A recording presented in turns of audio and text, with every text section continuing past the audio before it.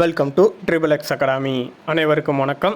நம்ம இன்றைக்கி இந்த வீடியோவில் என்ன பார்க்க போகிறோம் அப்படின்னு சொல்லிட்டு பார்த்தோம்னா, 6ஆம் வகுப்பு வரலாறுலேருந்து நமக்கு இம்பார்ட்டண்டான கொஸ்டின்ஸ் என்னென்ன கேட்குறாங்க அப்படின்னு சொல்லிட்டு தான் நம்ம இந்த வீடியோவில் பார்க்க போகிறோம்.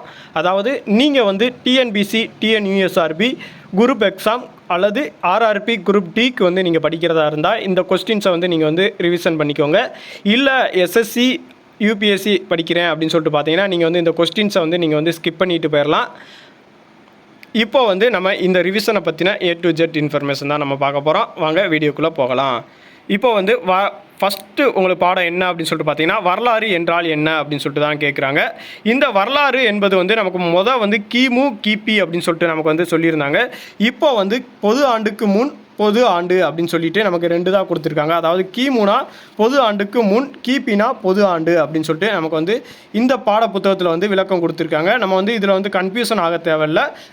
கிமு அப்படின்னு சொல்லிட்டு எடுத்துக்கிட்டிங்கன்னா பொது ஆண்டுக்கு முன், கிபி அப்படின்னு சொல்லிட்டு எடுத்துக்கிட்டிங்கன்னா பொது ஆண்டுக்கு பின், பொது ஆண்டு.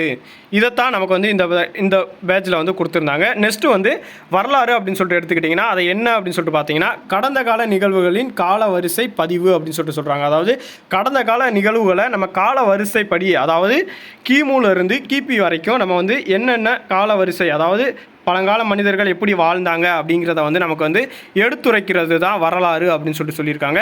வரலாறு எந்த மொழி சொல் அப்படின்னு சொல்லிட்டு பார்த்தீங்கன்னா அது கிரேக்க மொழி சொல். இதை கிரேக்கத்தில் என்ன சொல்கிறாங்க அப்படின்னு சொல்லிட்டு பார்த்தீங்கன்னா ஹிஸ்டோரியா அப்படின்னு சொல்லிட்டு சொல்லிடுறாங்க. ஹிஸ்டோரியா என்பதற்கு விசாரிப்பதன் மூலம் கற்றல் என்பது பொருள் படுது. வரலாறு என்ற சொல் கிரேக்க சொல்லிருந்து வந்துச்சு. அந்த கிரேக்க சொல் என்ன சொல் அப்படின்னு சொல்லிட்டு பார்த்தீங்கன்னா ஹிஸ்டோரியா. அதனுடைய பொருள் என்ன அப்படின்னு சொல்லிட்டு பார்த்தீங்கன்னா விசாரிப்பதன் மூலம் கற்றல். இதுதான் வரலாறு என்பதற்கான பொருள். நெக்ஸ்ட்டு இந்த இடத்துல நமக்கு சில அகழ்வாராய்ச்சி செய்யப்பட்ட சில இடங்களை சொல்லியிருக்காங்க. அதாவது பழைய கற்காலத்தில் எங்கே அகழ்வாராய்ச்சி செஞ்சுருக்காங்க, புதிய கற்காலம், வெண்கல காலம், இரும்பு காலம், இதில் எங்கெங்கே அகழ்வாராய்ச்சி செஞ்சுருக்காங்க அப்படின்னு சொல்லிட்டு நமக்கு கொடுத்துருக்காங்க. மோஸ்ட்லி இதை பொறுத்துகளை தான் உங்களுக்கு கேட்பாங்க. அதாவது மாற்றி மாற்றி கொடுத்துட்டு இது சரியான இணையை கண்டுபிடி, இல்லை அப்படின்னு சொல்லிட்டு பார்த்தீங்கன்னா ஏதோ ஒன்று தவறாக இருக்கும். அந்த தவறை நீங்கள் பார்க்குறாப்புல இருக்கும். நெக்ஸ்ட்டு நாணயவியல் அப்படி என்ன அப்படின்னு சொல்லிட்டு எடுத்துக்கிட்டிங்கன்னா, நாணயங்கள் பற்றிய படிப்பு. அதாவது நாணயங்கள் பற்றிய படிப்பு எந்த படிப்பு அப்படின்னு சொல்லிட்டு கேட்பாங்க, அது நாணயவியல். நெக்ஸ்ட்டு எழுத்து பொறிவுகள் பற்றி படிக்கிற படிப்பு என்ன அப்படின்னு சொல்லிட்டு கேட்டிங்கன்னா அது கல்வெட்டியல். இல்லை அப்படின்னு சொல்லிட்டு பார்த்தீங்கன்னா கல்வெட்டியலை நம்ம எப்படி கூறலாம் அப்படின்னு சொல்லிட்டு சொல்லியிருப்பாங்க. அது எழுத்து பொறிப்புகள் பற்றிய படிப்பு அப்படின்னு சொல்லிட்டு சொல்கிறாங்க. நெக்ஸ்ட்டு பாறை ஓவியங்கள்.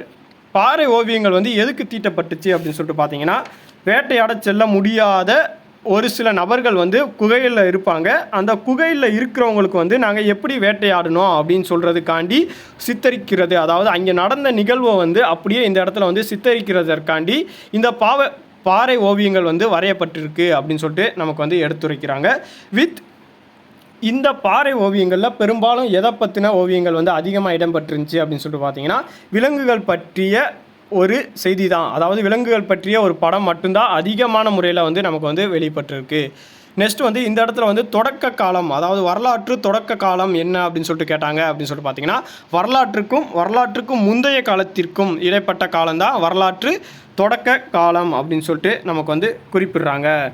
நெக்ஸ்ட்டு அசோகர் பற்றிய ஒரு சில குறிப்புகள் கொடுத்துருக்காங்க. இந்த அசோகர் பற்றிய தெளிவான குறிப்பு வேணும் அப்படின்னு சொல்லிட்டு பார்த்தீங்கன்னா, நம்ம 11th புக்கில் நீங்கள் எடுத்தீங்க அப்படின்னு சொல்லிட்டு பார்த்தீங்கன்னா இதுக்கான தெளிவான விளக்கம் கொடுத்துருப்பாங்க.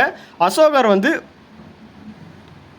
புத்த மதம் ஆசியாவில் பரவுறதற்கு காரணமாக இருந்தவர் அசோகர் தான். இந்த புத்த மதம் நம்மளுடைய ஆசியா பகுதிகளில் பரவியதற்கு, அதிகமாக பரவியதற்கு முக்கிய காரணம் அப்படின்னு சொல்லிட்டு எடுத்திங்கன்னா அது அசோகர் தான். எதுக்கு அப்படின்னு சொல்லிட்டு பார்த்தீங்கன்னா, இவர் ஒரு போர் தொடுத்திருப்பார். இந்த கலிங்க போர் அப்படிங்கிற ஒரு போர் தொடுத்திருப்பார். இதில் அதிக மக்கள் மடிந்து போகிறாங்க. அந்த மடிந்து போகிறத கண்டு மனம் உடைந்து இவர் போர் தொடுக்கிறதையே கைவிட்டுருவார். ஒரு அரசராக இருந்துட்டு போர் தொடுக்கிறதையே கைவிட்டுருவார். கைவிட்டதுக்கப்புறம் அமைதியையும் அறத்தையும் இவர் பின்பற்றுவார். போருக்கு பின் அமைதியையும் அறத்தையும் பின்பற்றியவர் யார் அப்படின்னு சொல்லிட்டு கேட்டாங்கன்னா அது அசோகர் மட்டும்தான். நெக்ஸ்ட்டு இவர் முதலாக விலங்குகளுக்கு மருத்துவமனை அமைச்சிருக்காரு. இவர் தான் முதலாக விலங்குகளுக்கு மருத்துவமனை அமைச்சது. நெக்ஸ்ட்டு நம்ம தேசிய கொடியில் இடம்பெற்றிருக்கிற 24 ஆரக்கால் சக்கரம் அவர் நிறுவிய சர்நாத் கல்தூன்லேருந்து தான், அந்த முத்திரையிலிருந்து தான் எடுக்கப்பட்டிருக்கு அப்படின்னு சொல்லிட்டு நமக்கு வந்து சொல்கிறாங்க. இவருடைய வரலாறு வந்து ஆய்வாளர்களான வில்லியம் ஜோன்ஸ், ஜேம்ஸ் அலெக்சாண்டர் ஹானிகாம் இவங்க வந்து இந்த வரலாறை வந்து இவருக்கு வந்து எடுத்துரைக்கலை அப்படின்னு சொல்லிட்டு பார்த்தீங்கன்னா இவருடைய குறிப்புகள் வந்து மோஸ்ட்லி வெளியே வராது. நெக்ஸ்ட் வந்து சால்ரஸ் ஆலன் என்னும் ஆங்கிலேய எழுத்தாளர் வந்து அசோகரை பற்றின ஒரு வரலாறு ஆவணம், அதாவது நூல் வந்து வெளியிட்டிருக்கிறாரு. இந்த நூலுமே இவர் வந்து வெளியிடலை அப்படின்னு சொல்லிட்டு பார்த்தீங்கன்னா அசோகருடைய குறிப்பு வந்து மறைக்கப்பட்ட குறிப்பாகவே போயிருக்கும். ஆனால் இவர் வெளியிட்ட நூலுடைய பேர் என்ன அப்படின்னு சொல்லிட்டு பார்த்தீங்கன்னா the judge for the Indians lost emperor. இதுதான் இவர் எழுதிய நூல். யார் எழுதியிருக்கிறது அப்படின்னு சொல்லிட்டு பார்த்தீங்கன்னா சால்ரஸ் ஆலன். யாரை பற்றி எழுதியிருக்காங்க அப்படின்னு சொல்லிட்டு பார்த்தீங்கன்னா அசோகர் பற்றின ஒரு குறிப்பு தான் இந்த இடத்துல வந்து கூறப்பட்டிருக்கு. நெக்ஸ்ட்டு வந்து இந்த வீடியோவில் வந்து நமக்கு வந்து கல்வெட்டுகள், நினைவு சின்னங்கள், செப்பேடுகள், வெளிநாட்டவர் அல்லது வெளிநாட்டு பயணக்குறிப்பு, நாட்டுப்புற கதைகள் போன்றவை வந்து வரலாற்றை வந்து நமக்கு மறுசீரமைப்பு பண்ணுறதுக்காக கூறப்பட்டுள்ள ஒரு சில குறிப்புகள் அப்படின்னு சொல்லியிருக்காங்க. இதுதான் நமக்கு வந்து வரலாறு அப்படிங்கிற இடத்துல வந்து நமக்கு கூறப்பட்டு இருக்கிற கருத்துக்கள். இந்த இடத்துல வந்து ஒவ்வொரு பாடத்துலையும் மீள்பார்வை அப்படின்னு சொல்லிட்டு ஒரு கருத்து வந்து கொடுத்துருப்பாங்க. மோஸ்ட்லி நீங்கள் வந்து அந்த கருத்தை வந்து நீங்கள் கண்டிப்பான முறையில் படிக்கணும். அந்த நீங்கள் வந்து உள்ளே இருக்கிற பாடத்தை வந்து வாசித்து பார்த்துட்டு மேலோட்டமாக அந்த கருத்துக்களை படித்தாலே உங்களுக்கான கொஸ்டின்ஸ் என்னென்ன கேட்பாங்க அப்படின்னு சொல்லிட்டு நம்ம வந்து கண்டுக்கிடலாம். நெக்ஸ்ட்டு வந்து புக் பேக் கொஸ்டின்ஸ் வந்து நான் இந்த வீடியோவில் வந்து உங்களுக்கு வந்து ப்ரொவைட் பண்ணலை. ஆனால் நெக்ஸ்ட் வீடியோவில் உங்களுக்கு புக் பேக் கொஸ்டின்ஸ் வந்து ஆன்சர் வேணும் அப்படின்னு சொல்லிட்டு பார்த்தீங்கன்னா நெக்ஸ்ட் வீடியோவில் கமெண்ட் பண்ணுங்கள். அதுக்கான சொல்யூஷன் வந்து நம்ம என்ன அப்படின்னு சொல்லிட்டு பார்த்துட்டு நெக்ஸ்ட் வீடியோவில் உங்களுக்கான புக் பேக் கொஸ்டின்ஸை வந்து நான் வந்து உங்களுக்கு வந்து ப்ரொவைட் பண்ணுறேன். செகண்ட் பாடம் என்ன கொடுத்துருக்காங்க அப்படின்னு சொல்லிட்டு பார்த்தீங்கன்னா மனிதர்களின் பரிணாம வளர்ச்சி, அதாவது மனிதர்கள் வந்து எப்படி பரிணாம வளர்ச்சி அடைஞ்சிருக்காங்க வித் அவங்களுடைய படிப்படியான ஸ்டெப், என்னென்ன ஸ்டெப்பு வந்து கொண்டு வந்திருக்காங்க அப்படின்னு சொல்லிட்டு தான் நம்ம வந்து இந்த வீடியோவில் பார்க்க போகிறோம். இப்போ வந்து மனிதர்களின் பரிணாம வளர்ச்சி அடைந்த கதையை தொல்லியல், மானுடவியல் ஆகியவற்றின் உதவியுடன் நாம் அறிவியல் நோக்கில் பயில முடியும். அதாவது மனிதர்களின் பரிணாம வளர்ச்சியை எதன் அடிப்படையில் வந்து நம்ம பயிலலாம் அப்படின்னு சொல்லிட்டு பார்த்தீங்கன்னா தொல்லியல், மானுடவியல் அப்படிங்கிற ஒரு 2 கருத்தின் அடிப்படையில் தான் நம்ம வந்து இதை வந்து செய்ய முடியும். இந்த 2 கருத்து வந்து தோன்றவில்லை அப்படின்னு சொல்லிட்டு பார்த்தீங்கன்னா மனிதன் வந்து பரிணாம வளர்ச்சி அடைஞ்சதையே நம்மளால் கண்டுபிடிக்க முடியாது. அதாவது இந்த அமைப்பின் அடிப்படையில் தான் நம்மளால் கண்டுபிடிக்க முடியும் அப்படின்னு சொல்லிட்டு சொல்கிறாங்க. நெக்ஸ்ட்டு வந்து வரலாற்றுக்கு முந்தைய கால மனிதர்களையும் அவர்கள் பயன்படுத்திய பொருட்களையும் பற்றிய படிப்பு வந்து தொல்லியல் அப்படின்னு சொல்லிட்டு சொல்கிறாங்க. அதாவது தொல்லியல், மானுடவியல் இந்த 2 படிப்பு சொல்லியிருந்தேன். ஆனால் தொல்லியலில் நமக்கு என்னென்ன கிடைக்குது அப்படின்னு சொல்லிட்டு பார்த்தீங்கன்னா வரலாற்றுக்கு முந்தைய கால மனிதர்களையும் அவர்கள் பயன்படுத்திய பொருட்களையும் பற்றிய படிப்பு தான் தொல்லியல் அப்படின்னு சொல்லிட்டு சொல்லியிருக்காங்க. நெக்ஸ்ட்டு வந்து மானுடவியல் அப்படின்னு சொல்லிட்டு எடுத்துக்கிட்டீங்க அப்படின்னு சொல்லிட்டு பார்த்தீங்கன்னா அது என்ன அப்படின்னு சொல்லிட்டு பார்த்தீங்கன்னா அது வந்து மனிதர்கள் மற்றும் அவர்கள் பரிணாம வளர்ச்சி அடைந்த கதையை பற்றி படிப்பது. அதாவது மனிதர்களும் அவர்கள் எப்படி பரிணாம வளர்ச்சி அடைஞ்சாங்க அப்படிங்கிறத பற்றிய படிப்பு தான் மானுடவியல் அப்படின்னு சொல்லிட்டு நமக்கு வந்து சொல்லியிருக்காங்க. நெக்ஸ்ட்டு வந்து குகைகளில் வாழ கற்றுக்கொண்ட குரோமோசோம் மனிதர்கள் வந்து பிரான்சில் உள்ள லாக்ஸ் என்னும் இடத்தில் உள்ள குகைகளில் வாழ்ந்ததற்கான தொல்லியல் சான்றுகள் கிடைத்துள்ளது. அதாவது தொல்லியல் வந்து நம்ம வந்து என்னன்னு சொல்லியிருந்தோம். அந்த சான்று எங்கே கிடச்சிருக்கு அப்படின்னு சொல்லிட்டு பார்த்தீங்கன்னா பிரான்ஸில் உள்ள லாஸ்காஸ் என்னும் இடத்துல தான் அதுக்கான சான்று வந்து நமக்கு வந்து கிடச்சிருக்கு. இவர்களிடம் வந்து இறந்தவர்களை புதைக்கும் பழக்கம் வந்து இருந்தது.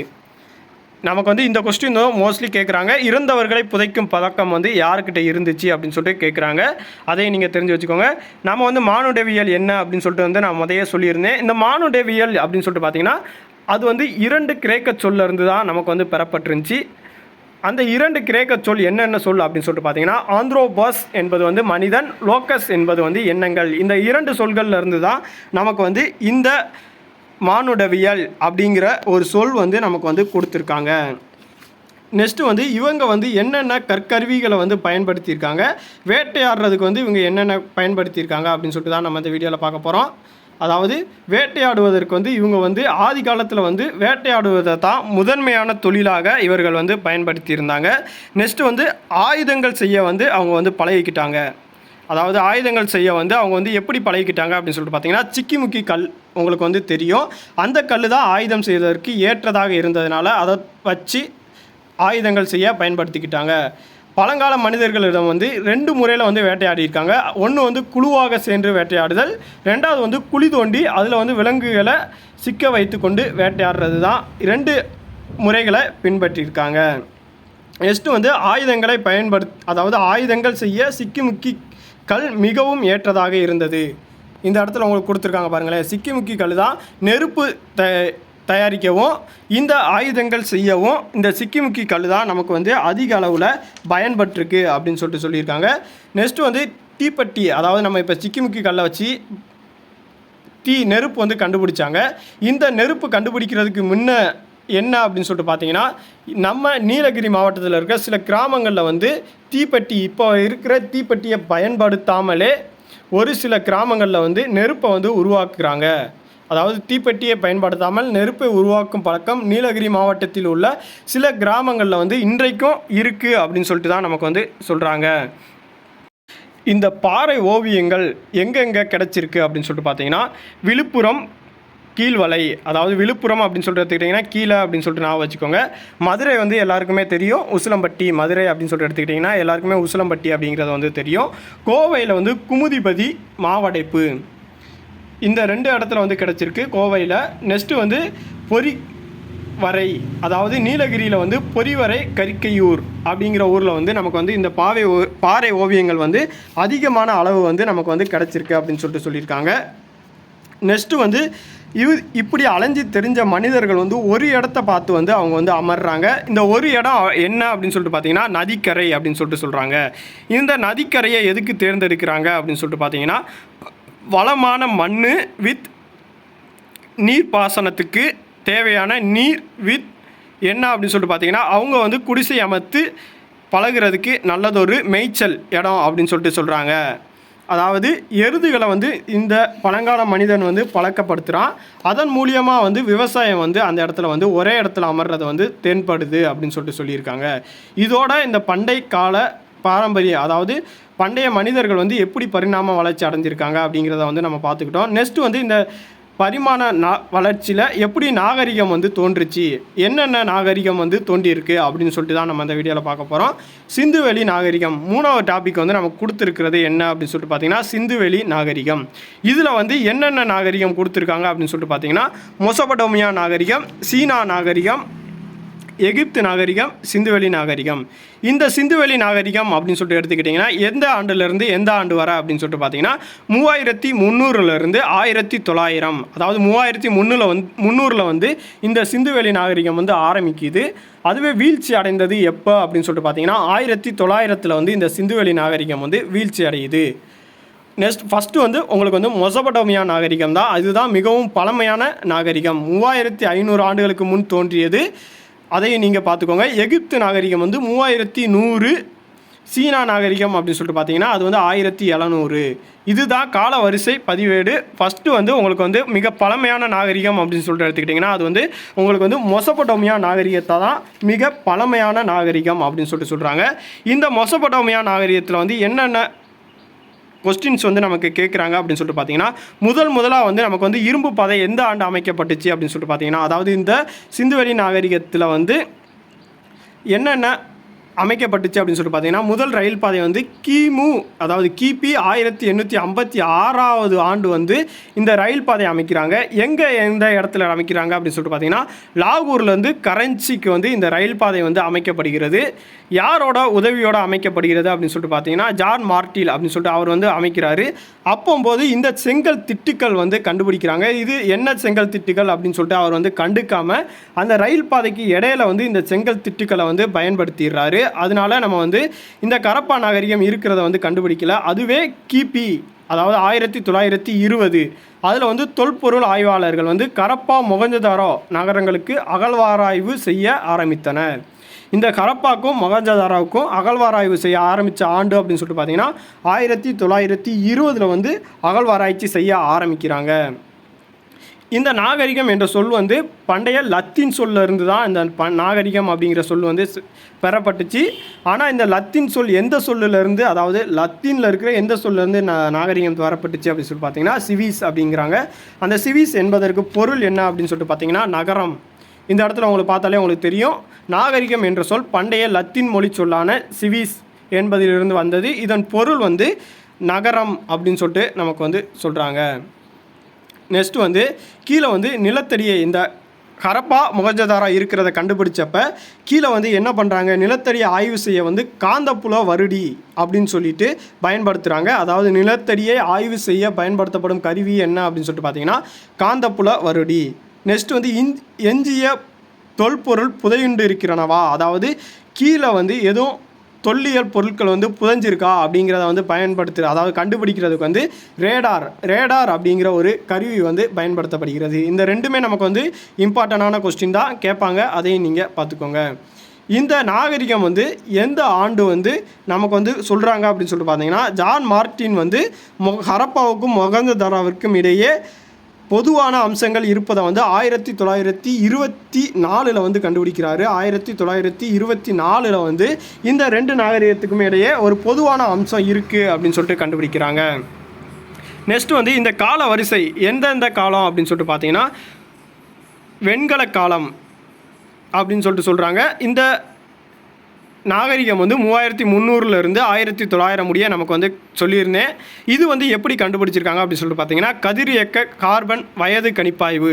அதாவது இப்போ நமக்கு ஒரு பொருள் கிடச்சிச்சு அப்படின்னு சொல்லிட்டு பார்த்தீங்கன்னா அந்த பொருள் வந்து எத்தனை ஆண்டுக்கு பழமையானது அப்படிங்கிறத வந்து கண்டுபிடிக்க C14 அதாவது கார்பன் 14 முறையை தான் நமக்கு வந்து பயன்படுத்துகிறாங்க. இந்த கொஸ்டினுமே உங்களுக்கு வந்து கேட்பாங்க. நெக்ஸ்ட் வந்து இதில் வந்து உங்களுக்கு வந்து பாக்ஸ் கொஸ்டினில் வந்து கொடுத்துருப்பாங்க கார்பன் 14 அப்படிங்கிறத. இதனுடைய பரப்பளவு எவ்வளோ அப்படின்னு சொல்லிட்டு பார்த்தீங்கன்னா 13 லட்சம் சதுர கிலோமீட்டர் அப்படின்னு சொல்லிட்டு கொடுத்துருக்காங்க. நீங்கள் 11th புக்கை எடுத்து பார்த்தீங்க அப்படின்னு சொல்லிட்டு பார்த்தீங்கன்னா 1.5 மில்லியன் அப்படின்னு சொல்லிட்டு கொடுத்துருப்பாங்க, அதையும் பார்த்துக்கோங்க. இந்த சிந்துவெளி நாகரிகம் வந்து ஒரு நகர நாகரிகம். அதனால 6 பெரிய நகரங்களும் 200க்கும் மேற்பட்ட அதாவது 200 கிராமங்கள் இருக்குது அப்படின்னு சொல்லிட்டு சொல்லியிருக்காங்க. இந்த காலம் என்ன, வெண்கல காலம் என்பது என்ன அப்படின்னு சொல்லிட்டு பார்த்தீங்கன்னா மக்கள் வந்து வெண்கலத்தினால் ஆன பொருட்களை பயன்படுத்திய காலம் அப்படின்னு சொல்லிட்டு தான் நமக்கு வந்து சொல்கிறாங்க. இந்த தொல்லியல் துறையை யார் நிறுவினா அப்படின்னு சொல்லிட்டு பார்த்தீங்கன்னா அலெக்சாண்டர் ஹானிங்ஹாம் நில அளவையர் உதவியுடன் வந்து இந்த தொல்லியல் துறை ASI அப்படிங்கிற ஒரு தொல்லியல் துறை வந்து நமக்கு வந்து நிறுவப்பட்டிருக்கு. இதனுடைய தலைமையகம் எங்கு உள்ளது அப்படின்னு சொல்லிட்டு பார்த்தீங்கன்னா புதுடெல்லி. இதனுடைய தலைமையகம் எங்கே அமைந்துள்ளது அப்படின்னு சொல்லிட்டு பார்த்தீங்கன்னா புதுடெல்லியில் தான் இதுக்கான தலைமையகம் வந்து நமக்கு வந்து அமைஞ்சிருக்கு. நெக்ஸ்ட் வந்து இந்த சிந்துவெளி நாகரிகத்தில் வந்து உங்களுக்கு வந்து எங்கெங்கே எவ்வளோ பொருட்கள் வந்து கிடச்சிருக்கு அப்படின்னு சொல்லிட்டு சொல்லியிருக்காங்க. அதாவது இதனுடைய நகர அமைப்பு வந்து எப்படி இருந்துச்சு அப்படின்னு சொல்லிட்டு பார்த்தீங்கன்னா மேல் நகர அமைப்பு, கீழ் நகர அமைப்பு. மேல் நகர அமைப்பு வந்து மேற்கு புறமும், கீழ் நகர அமைப்பு வந்து கிழக்கு புறமும். இதை ஞாபகம் வச்சுருக்கிறது வந்து நமக்கு வந்து ஈஸியானது தான். மேல் நகர அமைப்பு வந்து மேல்புறமும், கீழ் நகர அமைப்பு அப்படின்னு சொல்லிட்டு எடுத்துக்கிட்டிங்கன்னா அது வந்து கீழ்ப்புறமும் நமக்கு வந்து கொடுத்துருக்காங்க. இந்த மேல்புற நகரத்தில் வந்து என்ன இருந்துச்சு அப்படின்னு சொல்லிட்டு பார்த்தீங்கன்னா அங்கே வந்து கோட்டை, உயரமான கோட்டை வந்து இருந்திருக்கு. நெக்ஸ்ட்டு வந்து நகர நிர்வாகிகள் வந்து மேல் நகர அமைப்பில் தான் குடியமர்ந்திருக்காங்க. பெருங்குளமும் தானிய களஞ்சியமும் அங்கே தான் இருந்திருக்கு. இந்த மேல் நகரத்தில் வந்து இந்த 3 சொற்கள் வந்து இடம்பெற்றிருக்கு. கீழ் நகரத்தில் வந்து பொதுமக்கள் வந்து வாழ்வதற்கான ஒரு இடமாக கீழ் நகர அமைப்பு வந்து கிடச்சிருக்கு. நெக்ஸ்ட் வந்து மெஹர்கர் சிந்துவெளி நகரத்திற்கு ஒரு முன்னோடி அப்படின்னு சொல்லிட்டே நமக்கு வந்து சொல்கிறாங்க. மெஹர்கரை வந்து நமக்கு வந்து சிந்துவெளி நகரத்திற்கு ஒரு முன்னோடியாகவே சொல்கிறாங்க. இந்த மெஹர்கர் வந்து எந்த புதிய கற்கால மக்கள் வாழ்ந்ததுக்கான ஒரு எடுத்துக்காட்டு தான். இந்த புதிய கற்கால மனிதன் வாழ்ந்ததுக்கான ஒரு எடுத்துக்காட்டு அப்படின்னு சொல்லிட்டு பார்த்தீங்கன்னா அது வந்து மெஹர்கர் அப்படின்னு சொல்லிட்டு தான் நமக்கு சொல்கிறாங்க. இந்த மெஹர்கர் மாநிலத்தில் வந்து வேளாண்மையிலும் கால்நடையிலும் சிறந்து விளங்கியதற்கான சான்றுகள் வந்து பாலுஸ்தீனான் மாநிலத்தில் உள்ள போலான் ஆற்று பள்ளத்தாக்கில் வந்து நமக்கு வந்து கிடச்சிருக்கு. நெக்ஸ்ட் வந்து இவங்களுக்கான ஆட்சி முறை, அதாவது இவங்க வந்து எப்படி தெருக்கள் வந்து அமைச்சிருக்காங்க, வித் உயரமான தெருக்கள் வந்து எதற்காக அமைக்கப்பட்டுச்சு அப்படின்னு சொல்லிட்டு நமக்கு வந்து நிறையா கொஸ்டின்ஸ் வந்து எழும். ஆனால் இவங்க வந்து ஒரு சீரான கழிவுநீர் தேக்கம் வித் சீரான ஒரு தெரு, அதாவது இருபுறமும் கழிவுநீர் செல்வதற்கான வடிகால் வித் உங்களுக்கான அந்த மூடிய ஒரு வடிகால் அமைப்பு தான் கொடுத்துருப்பாங்க. கட்டிடங்கள் கட்டுவதற்கு வந்து என்னத்தை பயன்படுத்துகிறாங்க அப்படின்னு சொல்லிட்டு பார்த்தா செங்கல் தான் பயன்படுத்தியிருக்காங்க. அந்த செங்கல் வந்து எதுக்கு பயன்படுத்தியிருக்காங்க அப்படின்னு சொல்லிட்டு பார்த்தீங்கன்னா வலுவானவை, கடினமானவை, நிலைத்து நிற்கக்கூடியவை மற்றும் நெருப்பை கூட தாங்குபவை. அதனால தான் நமக்கு வந்து இந்த சுட்ட செங்கற்களை வச்சு பயன்படுத்தியிருக்காங்க. இந்த கற்கால மனிதர், அதாவது சிந்துவெளி நாகரிக மக்கள் வந்து செவ்வக வடிவில் அமைந்திருந்த நீர்த்தேக்கம் வந்து நமக்கு வந்து மொகஞ்சதாரோவில் வந்து பெருங்குளம் அப்படிங்கிற ஒன்று வந்து கிடச்சிருக்கு. இந்த பெருங்குளத்தில் வந்து என்னென்ன அம்சங்கள் இருக்குது அப்படின்னு சொல்லிட்டு பார்த்தீங்கன்னா, அதாவது நீர் கசியக்கூடாது அப்படிங்கிறதுக்காக இயற்கை தார் கொண்டு வந்து பூசப்பட்டிருக்கிறது. வடபுறத்திலும் தென்புறத்திலும் குளத்திற்கு செல்ல படிக்கட்டுகள் அமைக்கப்பட்டிருந்தது. 3 புறமும் அறைகள் வச்சுருந்தாங்க. அதாவது குளிச்சுட்டு வரவங்க வந்து மேலே வந்தோம் அப்படின்னு சொல்லிட்டு பார்த்தீங்கன்னா 3 புறமும் வந்து நமக்கு வந்து அறைகள் வந்து வச்சுருக்காங்க. நெக்ஸ்ட் வந்து தானிய களஞ்சியம் வந்து ஹரப்பா வந்து நமக்கு குறிப்பிடுது. இந்த தானிய களஞ்சியத்தில் வந்து நமக்கு மிஞ்சி கிடக்கிற என்னென்ன கண்டுபிடிப்புகள் கண்டுபிடிக்கப்பட்டுச்சு அப்படின்னு சொல்லிட்டு பார்த்தீங்கன்னா, கோதுமை, பார்லி, திணை வகைகள், எள் மற்றும் பருப்பு வகைகள் மிஞ்சியாய் சிதறி கிடந்தன. அதாவது இப்போ ஆராய்ச்சி பண்ணப்பட்டதில் இப்படி இந்த பருப்பு வகைகள் வந்து கண்டுபிடிக்கப்பட்டிருக்கு. நெக்ஸ்ட் வந்து செங்கல்களால் கட்டப்பட்ட சுவர்களை கொண்ட தானிய களஞ்சியம் ஒன்று ஹரியானா மாநிலத்தில் உள்ள ராகி கீழ் கண்டுபிடிக்கப்பட்டுள்ளது. அதாவது இந்த தானிய களஞ்சியம் எங்கே கண்டுபிடிக்கப்பட்டுச்சு, அதாவது இப்போ புதிய கற்காலத்திற்கு, அதாவது முதிர்ச்சி அடைந்த ஹரப்பா காலத்தை சேர்ந்ததுக்கு வந்து ஹரியானா மாநிலத்தில் தான் இந்த தானிய களஞ்சியம் வந்து கண்டுபிடிக்கப்பட்டிருக்கிறது. மாபெரும் கட்டிடங்கள் வந்து இந்த இடத்துல வந்து கட்டப்பட்டிருந்துச்சு. அது 20 தூண்கள் 4 வரிசையாக கொண்டு விரிந்த ஒரு பொதுக்கூடம் வந்து கட்டப்பட்டிருந்துச்சு. கப்பல் கட்டும் தளம் லோத்தல் குஜராத்தில் வந்து இந்த கப்பல் கட்டும் தளம் வந்து அமைக்கப்பட்டிருந்துச்சு.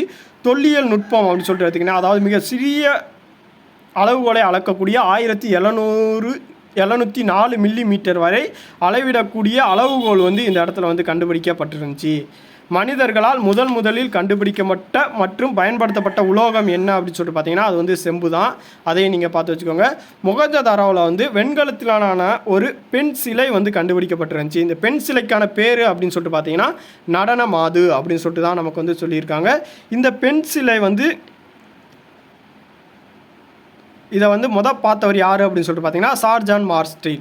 அவர் தான் இந்த பெண் சிலையை வந்து பார்க்குறாரு. நெக்ஸ்ட்டு வந்து கேவிடி அப்படின்னு சொல்லிட்டு எடுத்துக்கிட்டிங்கன்னா கொர்க்கை வஞ்சி தொண்டி அப்படின்னு சொல்லிட்டு தான் சொல்கிறாங்க. அதாவது ஆப்கானிஸ்தானில் வந்து தமிழில் வந்து ஆறுகள் ஓடுது, வித் பாகிஸ்தானில் வந்து சில ஆறுகள் வந்து தமிழ் பேர்லேயே ஆறுகள் வந்து போகுது அப்படின்னு சொல்லிட்டு தான் சொல்கிறதுக்கு தான் இந்த கேவிடி அப்படிங்கிற ஒன்று வந்து கொடுத்துருந்தாங்க. இந்த மண்பாண்டங்களில் வந்து நமக்கு என்னென்ன தெரியணும் அப்படின்னு சொல்லிட்டு பார்த்தீங்கன்னா, மண்பாண்டங்கள் வந்து சிவப்பு நிற மணிக்கற்களாகத்தான் இந்த மண்பாண்டங்கள் வந்து செய்யப்படுகிறது. அதில் வந்து கருப்பு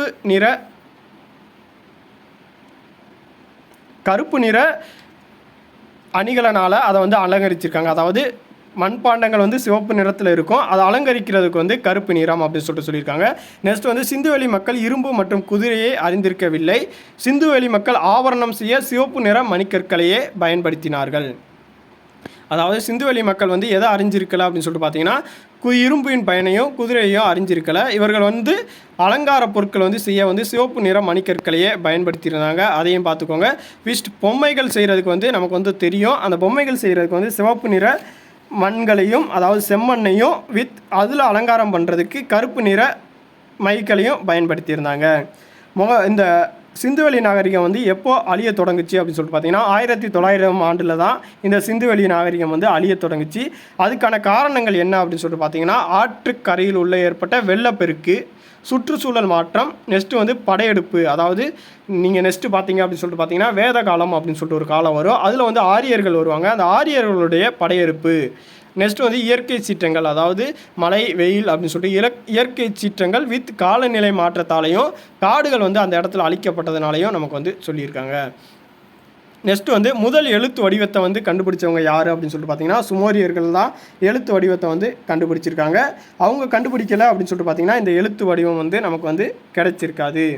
நெக்ஸ்ட்டு வந்து நான் சொல்லியிருந்தேன், அப்போதையே சொல்லியிருந்தேன், கார்பன் 14, அதாவது வயது கணிப்பு முறை. இப்போ நம்ம ஒரு பொருளை வச்சு இந்த பொருள் வந்து எந்த இடத்துல கண்டுபிடிக்கப்பட்டது வித் எந்த ஆண்டில் வந்து கண்டுபிடிக்கப்பட்டிருக்கும், அதாவது எத்தனை ஆண்டுக்கு முன் இந்த பொருள் வந்து பயன்படுத்தப்பட்டுச்சு அப்படிங்கிறத வந்து நம்ம வந்து கார்பன் பகுப்பாய்வு முறைப்படி, அதாவது C14 படி நம்ம வந்து இதை வந்து கணக்கிடலாம் அப்படின்னு சொல்லிட்டு சொல்லியிருக்காங்க.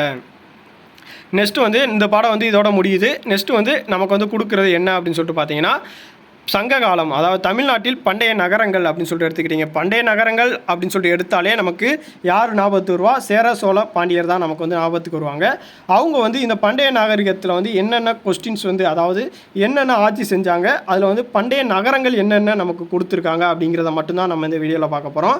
அதாவது பண்டைய நகரங்களில் என்னென்ன நகரம் அப்படின்னு சொல்லிட்டு பார்த்தீங்கன்னா 3 நகரம் வந்து கொடுத்துருக்காங்க. புகார், மதுரை, காஞ்சி. இந்த 3 நகரம் தான் நமக்கு வந்து இந்த 6th பாடப்புத்தகத்தில் வந்து இடம்பெற்றிருக்கு. நான் வந்து அப்போயே உங்களுக்கு சொல்லியிருந்தேன் பார்த்தீங்களா, மொசபடோமியா நாகரிகம் தான் மிக பழமையான நாகரிகம். உலகில் மிக தொன்மையான நாகரிகம் என்ன அப்படின்னு சொல்லிட்டு பார்த்தீங்கன்னா அது வந்து மொசபடோமியா நாகரிகத்தை தான் கொடுக்குது. இந்த 3 ஊரில், அதாவது நான் உங்களுக்கு சொல்லியிருந்தேன் புகார் நகரம் வித் மதுரை, காஞ்சி, இந்த 3 தான் நம்ம வந்து இதில் பார்க்க போகிறோம். ஃபஸ்ட்டு என்ன பார்க்க போகிறோம் அப்படின்னு சொல்லிட்டு பார்த்தீங்கன்னா புகாரை பற்றி தான். பூம்புகார், இதுக்கு வந்து என்னென்ன பேர் அப்படின்னு சொல்லிட்டு பார்த்தீங்கன்னா புகார், பூம்புகார், காவேரி பூப்பட்டினம் அப்படின்னு சொல்லிட்டு இந்த 3 பெயர்களால் இந்த பூம்புகார் நகரம் வந்து அழைக்கப்படுகிறது. இந்த பூம்புகார் நகரத்தில் தான் கோவலனும் கண்ணகியும் இந்த ஊரில் தான் பிறந்தவங்க. இங்கே வந்து புகழ்பெற்ற விளங்கிய துறைமுக நகரமும் இந்த பூம்புகார் நகரம் தான் அப்படின்னு சொல்லிட்டு சொல்கிறாங்க. எப்படி சொல்கிறாங்க அப்படின்னு சொல்லிட்டு பார்த்தீங்கன்னா சாலமோன் ராஜா வந்து இந்த இடத்துல வந்து முத்துவை வந்து ஏற்றுமதி பண்ணியிருக்கதை வந்து நம்ம வந்து அறியலாம். வரலாற்றில் சிறப்பு மிக்க ஒன்று தான் பூம்புகார் துறைமுகம் ஆகும். இது வந்து வங்காள விரிகுடா கடலில் வந்து பக்கத்தில் வந்து அமைஞ்சிருக்கு அப்படின்னு சொல்லிட்டு சொல்லியிருக்காங்க. நெக்ஸ்ட் வந்து இந்த நகரத்துக்கு வந்து புகார், காவிரி பூப்பட்டினம் போன்ற பெயர்களும் உண்டு. சங்ககால சோழ அரசரின் துறைமுகம் தான் இந்த பூம்புகார் அப்படின்னு சொல்லிட்டு சொல்லியிருக்காங்க. இந்த பூம்புகாரை பற்றின ஆல் இன்ஃபர்மேஷன் வந்து எந்த கொஸ்டினில், அதாவது எந்த நூலில் வெளியிட்டிருக்காங்க அப்படின்னு சொல்லிட்டு பார்த்தீங்கன்னா பட்டினப்பாலை இரட்டை காப்பியமான சிலப்பதிகாரம் மணிமேகலையில் வந்து கூறியிருக்காங்க. இந்த 3 நூலில் வந்து இந்த பூம்புகாரை பற்றின இன்ஃபர்மேஷன் வந்து கொடுத்துருந்தாங்க. நெக்ஸ்ட்டு வந்து இந்த கோவலனுடைய தகப்பன், கண்ணகியோட தகப்பன் யார் அப்படின்னு சொல்லிட்டு பார்த்தீங்கன்னா கண்ணகியோட தகப்பன் வந்து மாநாயக்கன். அந்த மாநாயக்கன் என்பதற்கு வந்து பொருள் வந்து பெருங்கடல் வணிகன் அப்படின்னு சொல்லிட்டு சொல்கிறாங்க. அதுவே கோவலனுடைய தகப்பன் வந்து மாசாத்துவான் அப்படின்னு சொல்லிட்டு பார்த்தீங்கன்னா பெருவணிகன், அதாவது கடலில் வணிகம் செய்கிறது தான் மாநாயக்கன். இங்கே நிலப்பகுதிகளில் வணிகம் செய்கிறவன் யார் அப்படின்னு சொல்லிட்டு பார்த்தீங்கன்னா மாசாத்துவான் அப்படின்னு சொல்லிட்டு நமக்கு வந்து சொல்கிறாங்க. நெக்ஸ்ட்டு வந்து நம்ம வந்து பூம்புகாரில் வந்து நம்ம வந்து எந்த நூலை பற்றி பார்க்கலாம் அப்படின்னு சொல்லிட்டு பார்த்தீங்கன்னா பட்டினப்பாலையில் வந்து என்ன சொல்கிறாங்க அப்படின்னு சொல்லிட்டு பார்த்தீங்கன்னா ஒரு பொருளை வந்து நேர்மையாக விற்கணும், கூடுதலாக விற்றோம் அப்படின்னு சொல்லிட்டு பார்த்தீங்கன்னா அதுக்கான தண்டனை வந்து நமக்கு வந்து வழங்கப்படும் அப்படின்னு சொல்லிட்டு, அதாவது சரியான விலைக்கே நம்ம வந்து விற்கணும் அப்படிங்கிறத வந்து பட்டினப்பாலை நூலில் வந்து குறிப்பிடுகிறார். இந்த பட்டினப்பாலை நூலை வந்து எழுதினது யார் அப்படின்னு சொல்லிட்டு பார்த்தீங்கன்னா ஆசிரியர் வந்து கடியலூர் உருத்திர கண்ணனார். அவர் தான் இந்த பட்டினப்பாலை நூலை வந்து எழுதுகிறாரு. நெக்ஸ்ட்டு வந்து அவருடைய காலம் வந்து 2ஆம் நூற்றாண்டை சேர்ந்தவர். இவருடைய காலம் வந்து 2ஆம் நூற்றாண்டு சேர்ந்தவர். இங்கே தான் கப்பல் கட்டும் தளம் அப்படி செப்பனிடும் தளம் வந்து இருந்திருக்கு அப்படின்னு சொல்லிட்டு நமக்கு வந்து சொல்லிடுறாங்க. அதாவது ஆற்று பள்ளத்தாக்கில் தான் கப்பல் கட்டும் தளம் அண்டு செப்பனிடும் தளம் வந்து நமக்கு வந்து இருந்திருக்கு அப்படின்னு சொல்லிட்டு சொல்கிறாங்க. 2வது பார்க்க போகிறது எந்த ஊர் அப்படின்னு சொல்லிட்டு பார்த்தீங்கன்னா மதுரை. இங்கே வந்து சங்கம் வளர்த்த நகரம் என்று கூறலாம். இந்த மதுரையை வந்து சங்கம் வளர்த்த நகரம் அப்படின்னு சொல்லிட்டு கூறுறாங்க. மதுரையை வந்து ஆட்சி செஞ்சது யார் அப்படின்னு சொல்லிட்டு பார்த்தீங்கன்னா பாண்டியர்களும் சோழர்களும் கலப்பினர்களும் ஆட்சி செஞ்சுருக்காங்க.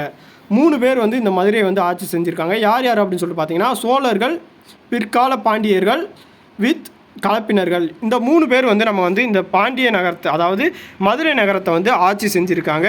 இந்த ஆட்சி செய்யும் போது ஏற்பட்ட தாக்கத்தினால தான் நெக்ஸ்ட்டு வந்து, அதாவது போர் தொடுத்து நெக்ஸ்ட்டு அப்படின்னு சொல்லிட்டு நிறையா பேர் வந்து இந்த ஆட்சி செஞ்சுருக்காங்க. பாண்டியர்களுடைய தலைநகரம் வந்து கொற்கை. இந்த மதுரையில் தான் இந்த கொற்கை வந்து அமைஞ்சிருக்கு. கீழடியில் நகர்த்தப்பட்ட அகழ்வாராய்ச்சியில் வந்து சங்கம் வளர்த்த தமிழ் வந்து இந்த மதுரைக்கு இருக்குது அப்படின்னு சொல்லிட்டு சொல்கிறாங்க. கடைசங்க காலத்தில் தமிழ் பணி செய்த புலவர்கள் வந்து மொத்தம் வந்து எத்தனை பேர் அப்படின்னு சொல்லிட்டு பார்த்தீங்கன்னா 49 பேர். இந்த 49 பேருமே இந்த மதுரையில் தான் நமக்கு வந்து சங்கம் வந்து வளர்த்துருக்காங்க.